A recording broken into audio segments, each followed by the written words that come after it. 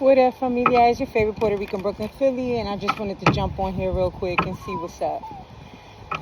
What messages wanted to come through? I got the Ocho Zen Tarot, I think that's what it's called.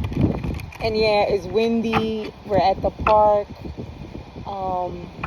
Yeah, and I don't know. I just still felt. Let's see what happened. What happened? I don't know. Coming through like that. What happened? Okay, first card, politics. I'm here and you be politicking. Somebody be politicking. Yeah, I mean it in a slang way. When somebody politicking, I don't know. I'm hearing like running game, right? Trying to, run game. Ripeness. Something is ripe for the taking. Yeah, somebody who's politicking. Yeah, look how they cheesing. Both the mask and the person behind the mask. I mean, my snakes get a bad rep, but I'm going to say this snake is warning, right? It's rattling, right? A rattlesnake makes noise, right? Real G's move in silence. So this person thinks they are politicking, they are okie-doking something, and as a result, they're thinking that something is ripe for the taking. Interesting. I don't want to get into real politics. Yeah, I don't know. Spirit, let's see what this third card. I don't know if y'all want my opinion on real politics. Look at this. Clinging to the past. So somebody, maybe who was okie-doking, was politicking, or maybe felt that that's the way they needed to maneuver, right? I don't know. I just heard Don Juan, right? I don't know. They had this energy that the only way they knew how to operate was through this facade, by wearing this mask, by being a snake, thinking they was getting away with shit, but they never was, right? They thought, smooth operator, yeah. Ew, now I'm hearing they like to take the cherries. Oh, wow, that's dirty. I heard in more ways than one. Ew, that's dirty. Yeah, thought something was right for the taking. Square head, you blockhead, I'm hearing. Yeah, look, they're in front of this cup, right? So either this person thought you was this squarehead, this blockhead, or that too much was going on with you that you wouldn't be able to see the facade. So they thought you was ripe for the taking, right? Because all they see, and that's the problem. When people wear a mask, they can only see clouded, fucked up shit. They're projected this onto you, right? They swore you was a blockhead. Yeah, you dodo head. You was some type of blockhead, right? And now I'm hearing that's your superpower, right? Because for other people, when they're so jumbled or have so much to confront that way, right? Or people see, or believe that they're clinging to the past or that they're stuck in their past or something like that. So now I'm hearing like a wolf in sheep clothing, right? They smell, they prey. And in this case, it was divine protection for this person to see you as this blockhead, or all they see was that you were in turmoil with this past parts of yourself. But they couldn't see this beautiful glass behind you, right? There's some significance to that, right? Or that glass is representing, right, this emotional, this cup of emotions, right? They saw you as like this basket case of emotions that was clinging to the past, I'm hearing. But it was divine protection at the same time, right? There's something about your joviality and your naivety, which are actually good things because they don't allow you to get big-headed. You remain humble enough to do reflection, to process and internalize shit, and alchemize it eventually. But the person saw you initially this way and thought you would remain this way. Let's look at this. The outsider.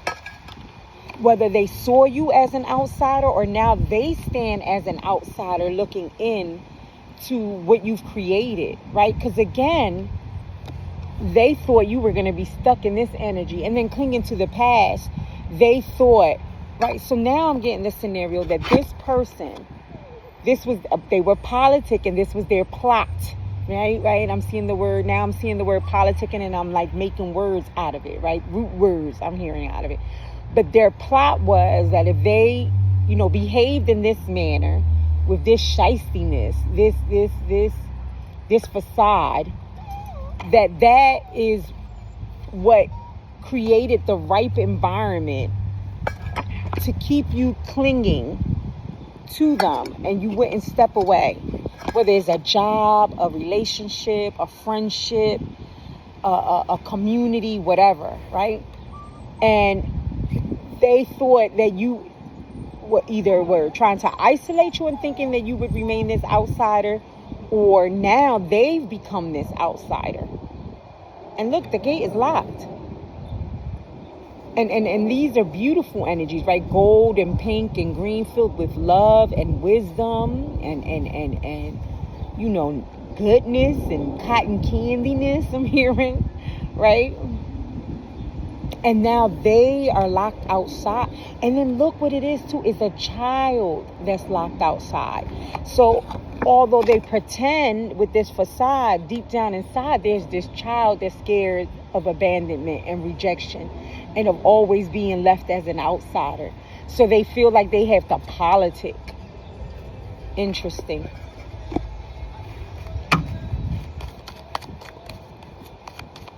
And my dog is anxious, like he doesn't feel safe in his surroundings. They're playing baseball, so when he hears like the batting cage, it's unsettling to him. So now someone feels anxious that way, not safe, unsettled, or that's what they wished for you. Look at this. The tower came down, right? Dum, dum, dum. I heard, I don't know, but like in the cartoon way. I don't know what cartoon does that. Dum, dum, dum. I don't know why I heard Captain Underpants, but look, there's two people. And again, this falls on top of that rightness card.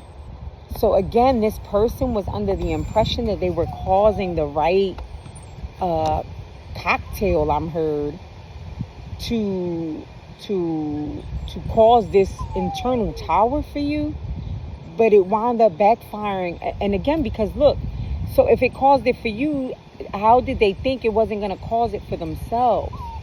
So again, it backfired. Whatever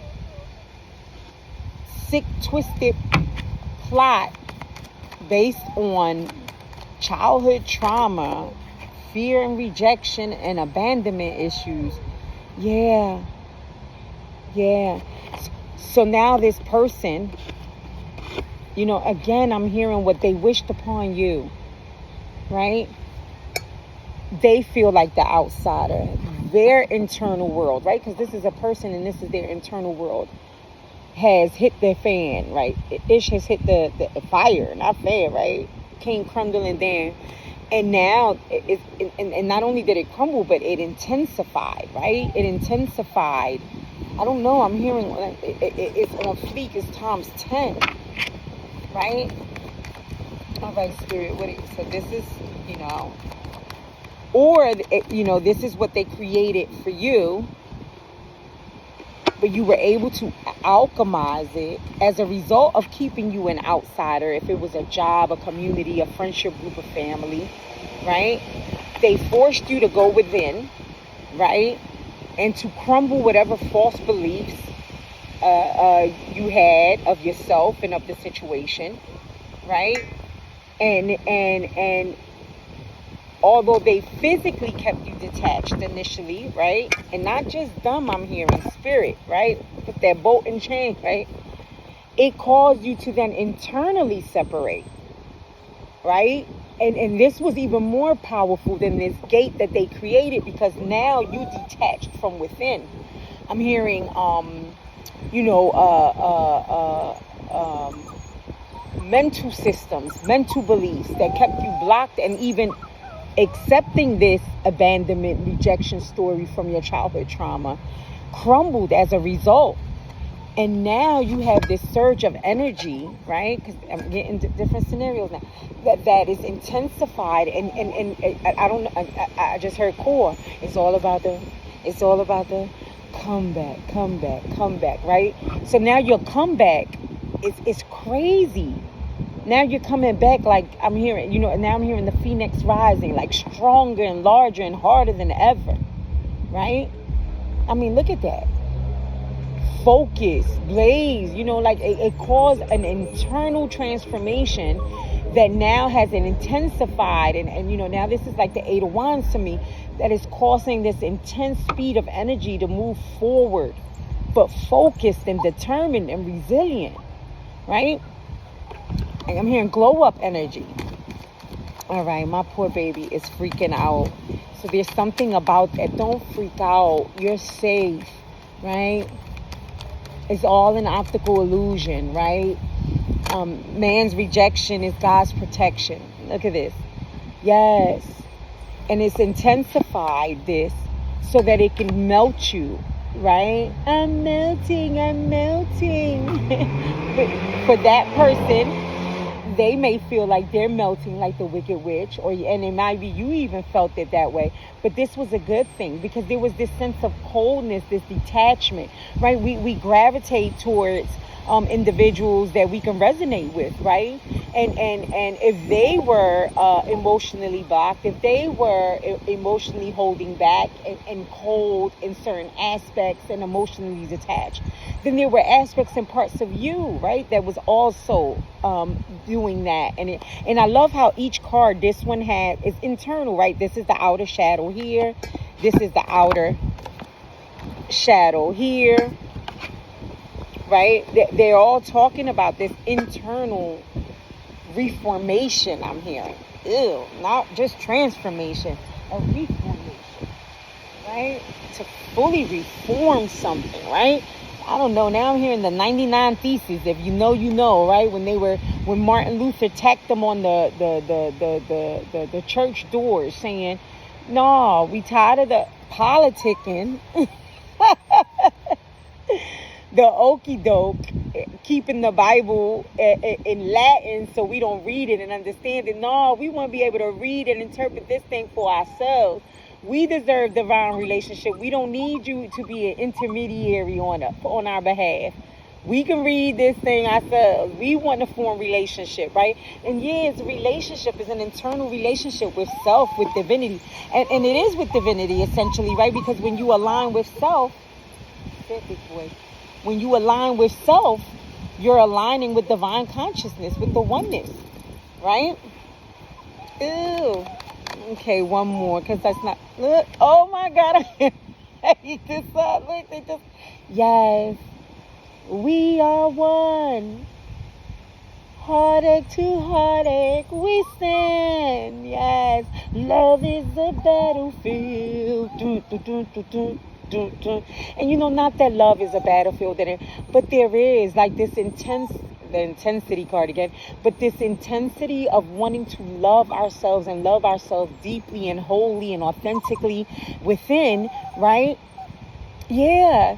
Depending on our past, depending on our experiences, our childhood, and what we learned about love and relationships, it could have been, distorted and traumatized in ways that needed to be restored, right? And I love the way this consciousness card is darkness, right? It's not filled with like bright white light. No, it's calling to this integration of all the aspects of me, those parts of me that I gladly show off in front of people, right? And then those parts of me that I politic and hide and struggle with, right? Yes. This was beautiful. Yeah, and on that note, I'm going to shut this down. I hope this was able to resonate with somebody. I hope this was able to help somebody.